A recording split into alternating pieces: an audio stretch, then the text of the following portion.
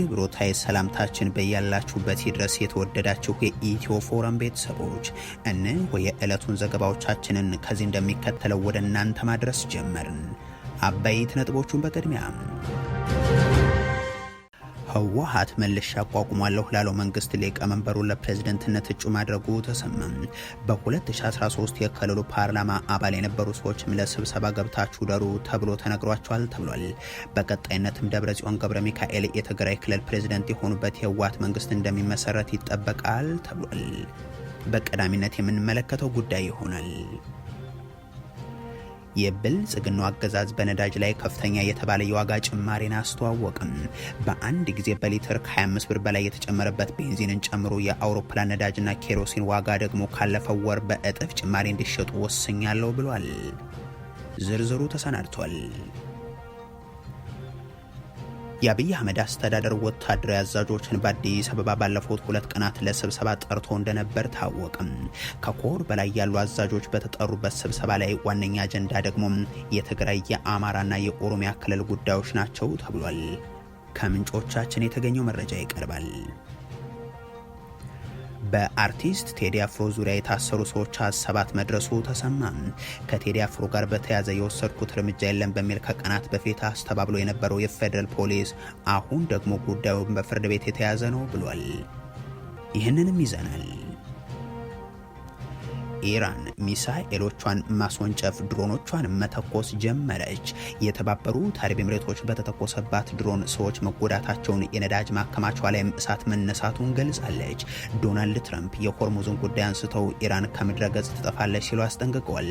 አሜሪካም በኢራን ኃይሎችና በሚሳኤል ይዞታዎች ላይ እርምጃ ልትወስድ ስለመሆኑ ተነግሯል። የተወደዳችሁ የኢትዮ ፎረም ቤተሰቦች አብራችሁን ስትቆዩ እነዚህን እና ሌሎችን መረጃዎችን ታደምጣላችሁ። ሰናይ ቆይታ ይሆንላችሁ። ህወሓት መልሼ አቋቁሟለሁ ላለው መንግስት ሊቀመንበሩን ለፕሬዝደንትነት እጩ ማድረጉ ተሰማ።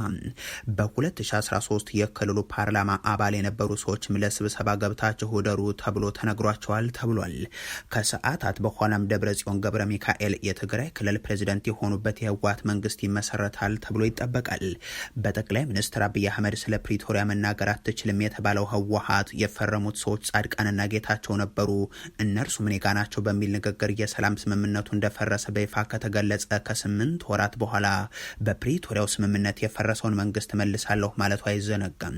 ወደ ትግራይ ክልል ነዳጅም፣ ቱሪስትም፣ በጀትም፣ መድኃኒትም ሸቀጥም እንዳይሄድ ከመከልከል አልፈው የድሮን ድብደባ በመፈጸም በትግራይ ክልል የሚዋጋ ታጣቂ ኃይልን በማደራጀት የሻዕቢያን ሰራዊት ባለማስወጣትና በመሰል መንገዶች የሰላም ስምምነቱን እንዲፈርስ ያደረጉት የብልጽግናው ሰዎች ዋና ተፈራራሚያቸውን ህወሓትን በምርጫ ቦርድ እንዲሰረዝ ማድረጋቸውም ይታወቃል። ከዚህ ሁሉ በኋላ በሰላም ስምምነቱ የፈረሰውን መንግስት መልሽ እጠራለሁ ያለው ህወሓት ባለፉት 2 ቀናት የማዕከላዊ ኮሚቴ ስብሰባ ሲያደርግም ቆይቷል።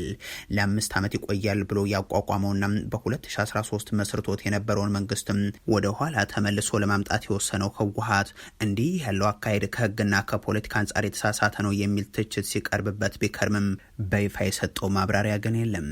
ባለፉት 2 ቀናት የድርጅቱ ማዕከላዊ ኮሚቴ ስብሰባ ላይ አጀንዳ ከተደረጉ ጉዳዮች መካከል ዋናው የሚመለሰውና እንደገና ይቋቋማል የተባለውን መንግስት ማን በፕሬዝደንትነት ይምራው የሚል ነበር የሚሉት የኢትዮ ፎረም ምንጮች የድርጅቱ ሊቀመንበር የሚመለሰው የፈረሰው መንግስት ከሆነ የኔም ፕሬዝደንትነት መመለስ አለበት በማለታቸው ሳቢያም በስብሰባውም ተቀባይነት አግኝተዋል ብለዋል።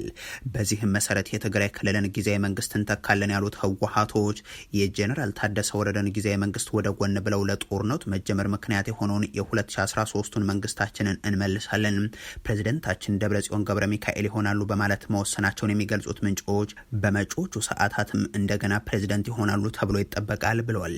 ከ2009 ዓ.ም ጀምረው እስከ ጦርነቱ ድረስ በምክትል ፕሬዝደንትነት ማዕረግ ትግራይን ያስተዳድሩት ደብረጽዮን ገብረ ሚካኤል በክልሉ ምክር ቤት ቃለ መሐላ ፈጽመው ርዕሰ መስተዳድር የሆኑት በመስከረም መጨረሻ 2013 ሲሆን እርሱም ከአንድ ወር በኋላ አብይ አህመድና ሻዕቢያ ትግራይን በመውረራቸው ለ8 ወራት ሙሉ ነጋና ብርሃን በላይ በአብይ አህመድ አገዛዝ የመሩት መንግስት ክልሉን ለማስተዳደር መሾሙ ይታወሳል።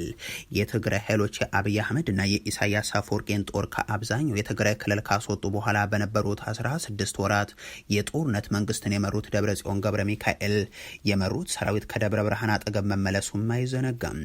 ለዚህም ምክንያት ተደርገው ከቀረቡ ጉዳዮች መካከል ድርጅቱ ስትራቴጂካዊ አመራር ስላልነበረውም የፖለቲካና የዲፕሎማሲ ስራን ባለመስራቱ ነው የሚሉት እንደነበሩም ይታወቃል። ከ2009 ጀምሮ ትግራይን የመሩት ከተቀበሉት የትግራይ ክልል የቆዳ ስፋት፣ የህዝብ ብዛት፣ የፖለቲካ ቅቡልነትና አንድነት በብዙ የተሸረሸረና የተቀናነሰ ሁኔታ ላይ የደረሱት ደብረጽዮን በድጋሚ እንዲመሩ የተመረጡት ከምክትላቸው ከጽህፈት ቤት ኃላፊያቸው ጋር ተፎካክረው ብዙ ክርክር ከተደረገ በኋላ ነው ሲሉም ምንጮቹ ገልጿል። እርሳቸውን ፕሬዝደንት አድርጎ እንደገና የሚያሰይመው ምክር ቤቱም ከሰዓታት በኋላ ለስብሰባ እንደሚቀመጥ ተነግሮት የያኔዎቹ የምክር ቤት አባላትም ከተለያዩ ወረዳዎች ወደ መቀለ ገብተው አድረዋል ተብሏል።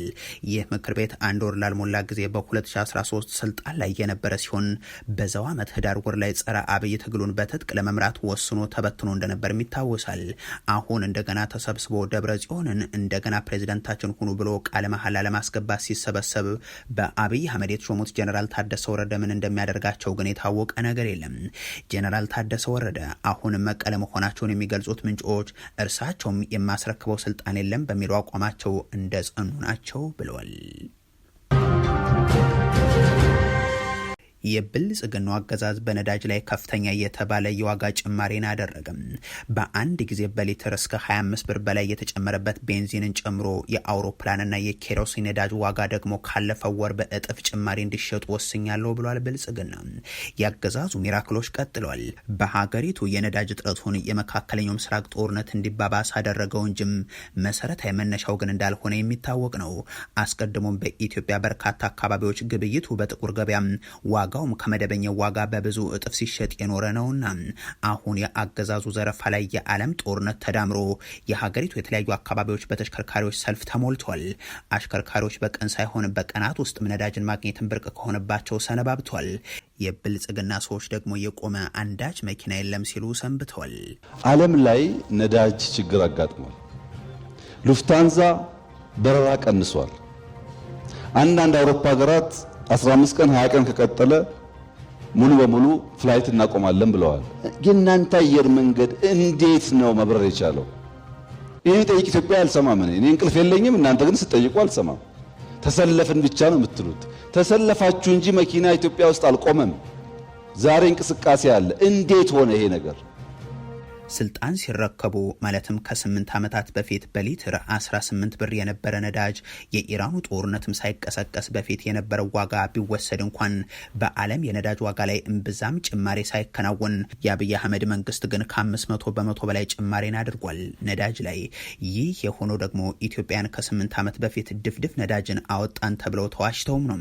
የ8 ዓመት በፊት የነበረው ሁነት ቀርቶ ከ8 ወራት በፊትም ጋዝ ገበያውን ሊያጥለቀልቅ ነው በሚል ተነግሮም ነው። በእርግጥ ብልጽግና በሚያወጣው የመደበኛ የመሸጫ ዋጋ ከአዲስ አበባና የተወሰኑ አካባቢዎች ማደያዎች ውጭም በዚሁ መደበኛ ዋጋ ነዳጅን ማግኘት ብርቅ ነው። እንዲያም ሆኖ አሁን ብልጽግና ሌላ ጭማሪን አስተዋውቋል። ከ3 ሳምንታት በፊት ከፍተኛ ጭማሪ ተደርጎበት በሊትር 142 ብር ይሸጥ የነበረ ቤንዚን ዛሬ ከ25 ብር በላይ ጭማሪ ተደርጎበት በ167 ብር ከ50 ሳንቲም ይሸጣል ተብሏል። ነጭ ናፍጣ ደግሞ 180 ብር በሊትርን ተሻግሯል። ባለፈው 150 ብር አካባቢ የነበረው የአውሮፕላን ነዳጅ ዋጋ አሁን በተሰራጨው የዋጋ ሰንጠረዥ መሰረት ከእጥፍ በላይ አሻቅቦ 320 ብር አካባቢ ደርሷል ነው የተባለው። ከአየር ትራንስፖርት ዜጎች የሚጠበቅባቸው የዋጋ ጭማሪ በዚህ ልክ ማሰብም ቀላል ይሆናል።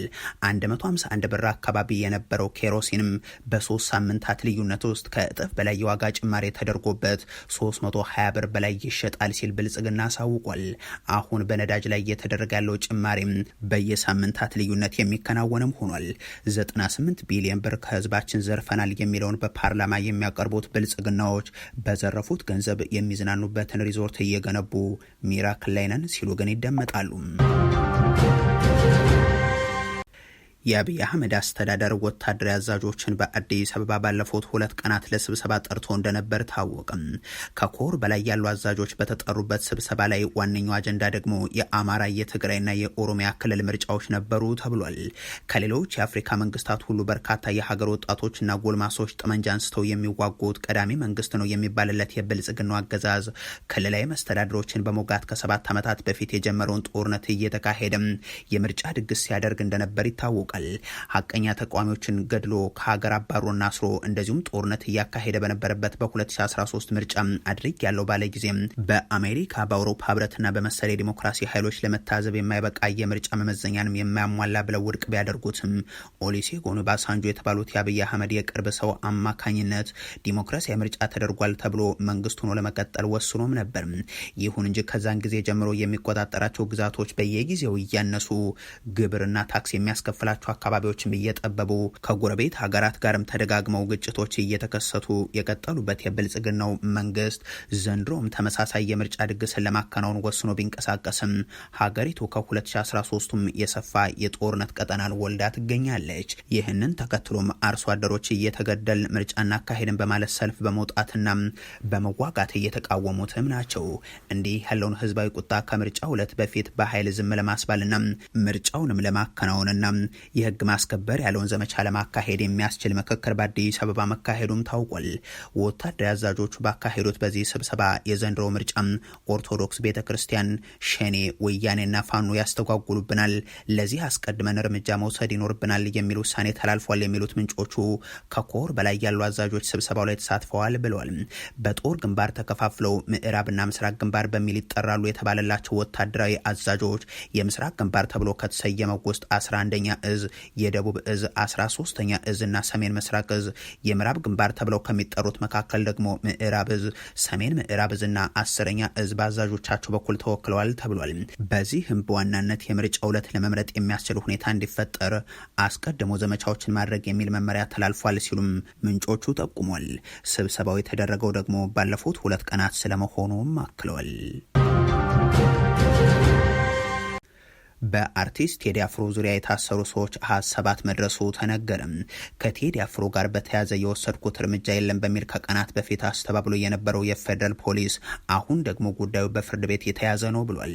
ብልጽግና የቴዲ አፍሮ አልበምን መውጣት ተከትሎ የአጻፋ እርምጃ ያለውን መውሰድ የጀመረው በባለስልጣናቱ ንግግርና ሚሊዮን ብሮችን ከፍሎ ባሰራው ሙዚቃው ጭምር ነው። ከዛም በደጋፊ የሃይማኖት ሰባኪያኑ በኩል ዘምቷል።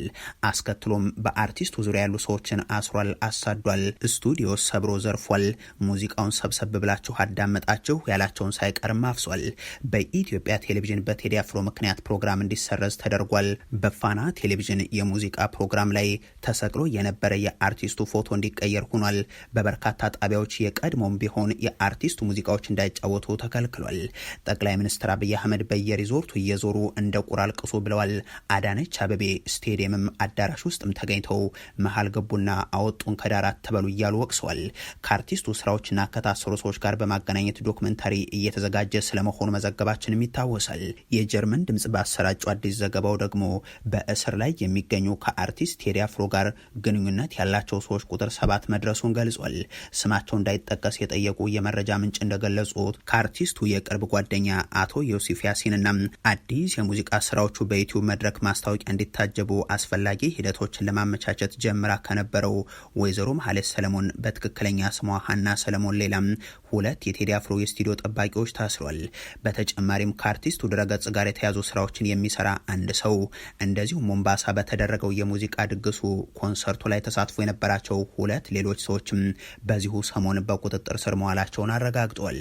የታሰሩት አዲስ አበባ ሲኤምሲ በሚባለው አካባቢ የሚገኘው የቴዲ አፍሮ ስቱዲዮ ጠባቂዎች ድርጊቱ በተፈጸመበት ዕለት ማለት ሚያዝያ 15 ምሽት 3 ሰዓት ገደማ ስቱዲዮን በዘረፉ አካላት ድብድባ እንደደረሰባቸው በድጋሜ አስረድተዋል። በዚህ ስፍራ ኤናቢ ያሏቸው 2 ስቱዲዮዎች መኖራቸውንም ገልጿል።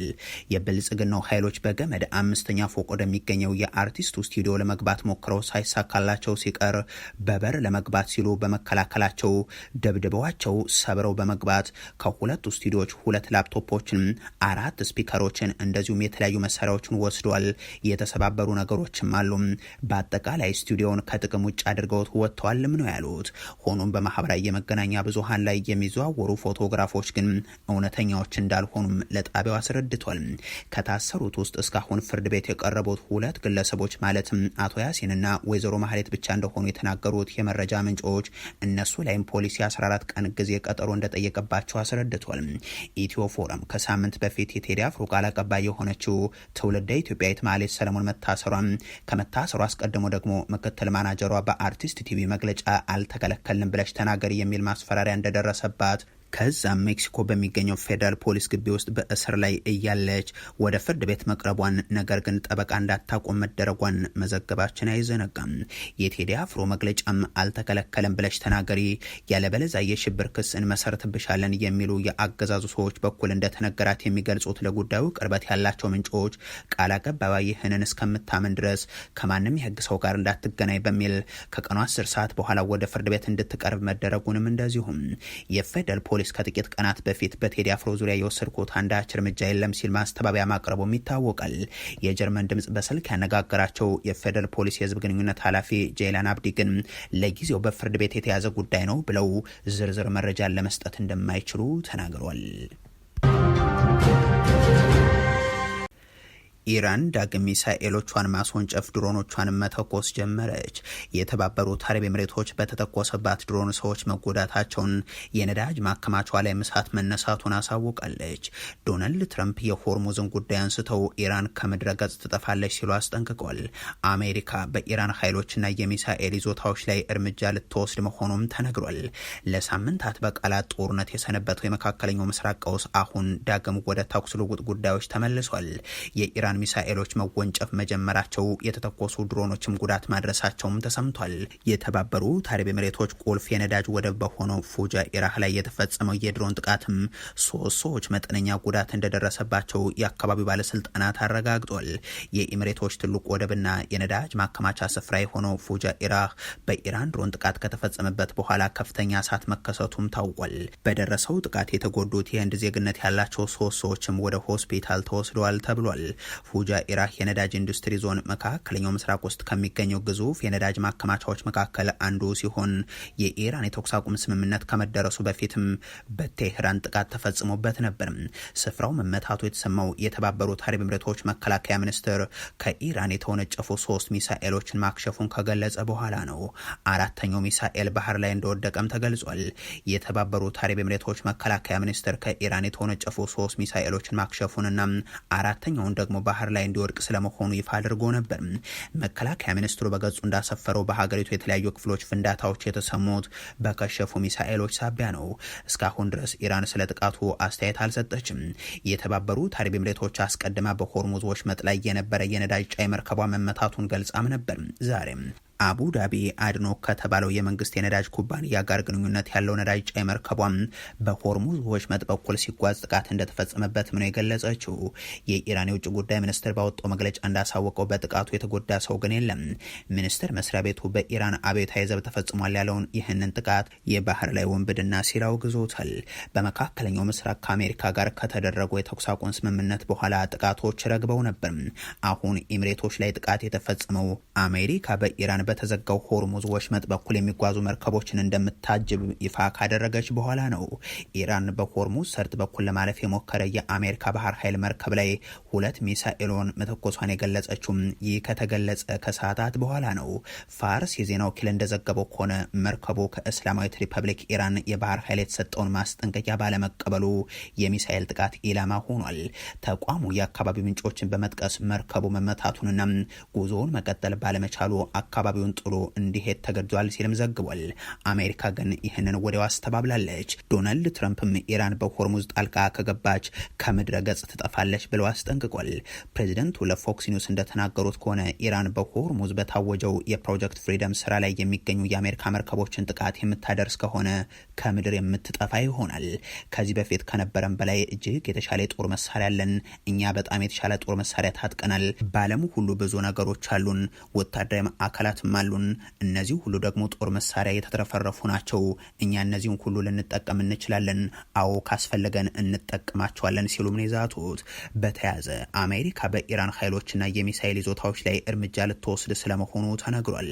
በባህረ ሰላጤው አካባቢ የተሰማሩ የአሜሪካ ኃይሎች በኢራን ሰራዊትና ይዞታዎች ላይ እርምጃ እንዲወስዱ መመሪያ መተላለፉም ተዘግቧል። የአሜሪካ የዜና ድረገጽ የሆነው አክሲዮስ አንድ የሀገሪቱ ከፍተኛ ባለስልጣንን ጠቅሶ እንደዘገበው በቀጠናው ያሉት የአሜሪካ ኃይሎች በሚወስዱት እርምጃ ዙሪያ የነበረው መመሪያ ተለውጧል። ስማቸው እንዲጠቀስ ያልፈለጉ ባለስልጣን እንደተናገሩት ከሆነም በባህረ ሰላጤው የተሰማሩት የአሜሪካ ኃይሎች የኢራንን እስላማዊ አብዮታዊ ዘብ ፈጣን ጀልባዎች ወይንም የሚሳኤል ማስወንጨፊያ ቦታዎችን ኢላማ እንዲያደርጉ ፈቃድ ተሰጥቷቸዋል። የአሜሪካ ሰራዊት ይህንን እርምጃ እንዲወስድ የታዘዘው በሆርሙዝ ወሽመጥ በኩል በሚያልፉ መርከቦች ላይ ተጨባጭ ስጋት ይፈጽማሉ ብለው ባመኗቸው ኢላማዎች ላይ ነው። የአሜሪካ ሰራዊት እርምጃ የሚወስድባቸው ኢላማዎችን በተመለከተ አዲስ መመሪያ የወጣው ደግሞ አሜሪካ በሆርሙዝ በኩል ለሚያልፉ መርከቦች ከለላ እንደምትሰጥ ካሳወቀች በኋላም ነው። በዚህም ሳቢያ በኢራንና በአሜሪካ መካከል ያለው ውጥረት እየተባባሰ ሲሆን ጉዳዩ ወደ ለየለት ጦርነት ተመልሶ ይሄዳል የሚል ስጋትም አጭሯል። የተወደዳችሁ የኢትዮ ፎረም ቤተሰቦች ለዛሬ ያሉን መረጃዎች ይህንን ይመስሉ ነበር። አበቃን። ቸር ያሰማን።